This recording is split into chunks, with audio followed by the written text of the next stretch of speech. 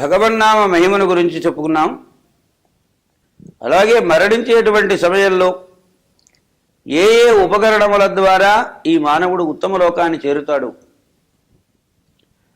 ఎందువలనంటే వెళ్ళేటప్పుడు ఆ దారిలో మహా భయంకరమైనటువంటి వైతరణి నది ఉంటుంది కాబట్టి ఆ వైతరణి నదిలో పడకుండగా బాధలు అనుభవించకుండా ఉండడం కోసం అనేకములైన ఉపాయాలను చెప్పారు. పోలీసులను పట్టుకు వెళ్ళకూడదు అనుకుంటాడు ప్రతివాడు. అంటే తప్పు చేయకుండా ఉండాలి. తప్పు చేస్తే తప్పును సరిదిద్దుకొని కనీసం పశ్చాత్తాపమైనా చేసుకోవాలి. అటువంటి పశ్చాత్తాప రూపంలో చెప్పబడినటువంటి అనేక ప్రక్రియలలో మరణ సమయంలో ఉండేటువంటి సాధనాలను చెప్పారు.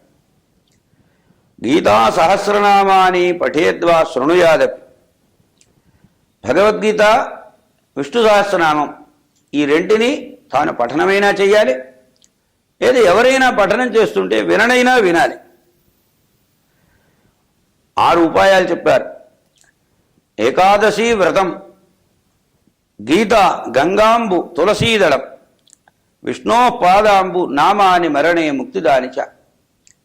ఇవి లభించడం అనేటువంటిది చాలా దుర్లభం. అయితే అంత దుర్లభమైనవి అని మనం అనుకోక్కర్లేదు. మన ప్రయత్నం కూడా కలిసి వస్తే చాలా సులువైనటువంటివి అవి.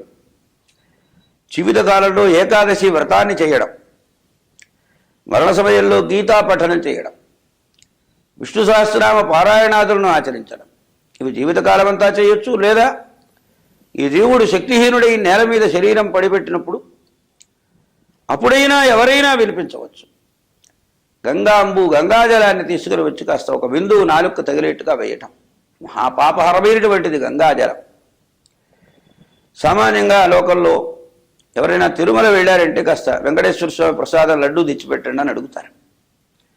అలాగే కాశీ వెళ్ళారంటే కాసిన గంగ తెచ్చిపెట్టండి అని అడుగుతారు. గంగ చెంబు తెచ్చేవాడు వెనక సీలు వేసి చెంబుల్లో ఇచ్చేవాడు.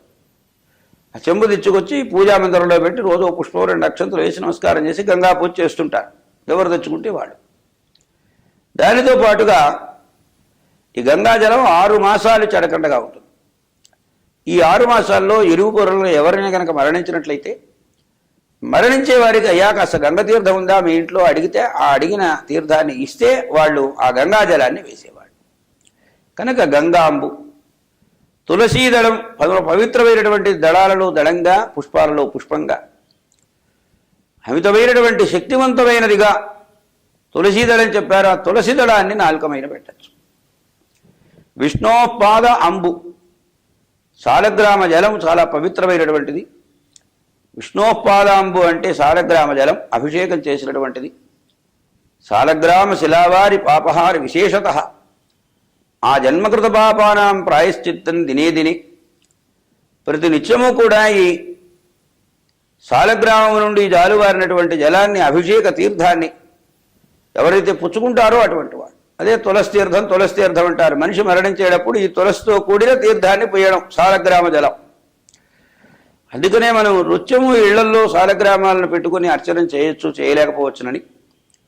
ప్రతినిత్యము దేవాలయానికి వెళ్ళేటువంటి ఓ మంచి అలవాటు చేసుకుంటే ఆ దేవాలయంలో తప్పనిసరిగా దేవతార్చన ఉంటుంది కాబట్టి, ఆ సాలగ్రామాలు ఉంటాయి కాబట్టి సాలగ్రామం నుండి జాలువారిన జలాన్ని తీర్థంగా మనకిస్తారు. దేవాలయానికి వెళ్ళడం, తీర్థం పుచ్చుకోవడం అనేటువంటిది మనకు సంప్రదాయంలో గట్టి విషయం. ఈ సాలగ్రామ శిలా జలాన్ని పానం చేయడం చేత జన్మ ప్రభృతి ఆ క్షణం వరకు చేసినటువంటి పాపాలన్నీ తొలగిపోతాయి. అంటే మర్నాడు వెళ్ళాం, ఈ క్షణం నుంచి మర్నాటి వరకు తీర్థం పుచ్చుకునే వరకు చేసిన పాపాలన్నీ తొలగిపోతాయి. అలాగే నామం, భగవంతుడి నామం, ఈ మొత్తం 6 ప్రక్రియల ద్వారా మరణించేటువంటి వ్యక్తి తప్పనిసరిగా ఉత్తమమైన పుణ్యలోకాలకు చేరుతారు. ఇందులో సందేహపడవలసినటువంటి అవసరం లేదు. మరణే ముక్తిదానిచ, ముక్తిని ప్రసాదిస్తాయి ఇవన్నీ కూడా అన్నారు. కనుక తటస్థపడిన వాళ్ళు తప్పనిసరిగా ఇప్పుడు జాతస్యకి ధ్రువో మృత్యుర్ ధ్రువం జన్మ మృతస్య చ అని భగవద్గీతలో శ్రీకృష్ణస్వామి చెప్పినట్టుగా మరణాన్ని పొందని వాళ్ళు ఎవరు లేరు. మన కళ్ళ ఎదుటనే కొన్ని ప్రాణులలా శరీరాలను వదిలేసి వెళ్ళిపోతూనే ఉన్నాయి. ఏదో భయంకరమైనటువంటిదని మనం అనుకోనక్కర్లేదు. ఇది సర్వసహజమైనటువంటి పరిణామం. అస్థి జాయతే విపరిణమతే. ఈ చెప్పినటువంటి షడ్భావ వికారం అంటారు. శరీరానికి 6 రకాలైనటువంటి మార్పులు ఉంటాయి. ఈ మార్పులు లేనటువంటిది ఆత్మ, మార్పులు ఉన్నటువంటిది శరీరం. ఈ శరీరమునకు వివిధములైనటువంటి దశలు ఉంటాయి. ఆ దశల ప్రకారంగా మరణాన్ని పొందడం కూడా సర్వసహజమైనటువంటి విషయం. ఇది పెద్దగా దుఃఖపడవలసినటువంటిది ఏం కాదు. అయితే బ్రతికిన బ్రతుకు ఎలాంటిదైనా ఈ జీవుడు ఉత్తమమైన పుణ్యలోకాలకో మోక్షానికో వెళ్ళాలి కాబట్టి దానికి తగిన సాధనాలకు సంబంధించినటువంటి విశేషాలన్నింటినీ కూడా ఈ సందర్భంగా వివరించి చెబుతున్నారు. ఇక్కడ చేయవలసినటువంటి ప్రాయశ్చిత్తాది విధులన్నింటినీ కూడా వరుసన క్రమంగా చెబుతారు. మొట్టమొదటి ప్రాయశ్చిత్తం ఏమిటంటే భగవన్నామాన్ని నిరంతరం వదిలిపెట్టకుండా అనుకోవడం. మరణ సమయంలో ఈ పై చెప్పినటువంటి గీతా సహస్రనామ, గంగాంబుజల పావన, తులసి తీర్థాన్ని, తులసిని స్వీకరించడం, విష్ణుపాదావనేజల జలాన్ని స్వీకరించడం, భగవంతుడు నామాన్ని అనుకుంటూ ఉండడం అనేటువంటి సాధనముల ద్వారా తాను చేసిన పాప సంహతులను పోగొట్టుకుని పుణ్యలోకానికి మానవుడు ప్రయత్నం చేయాలి.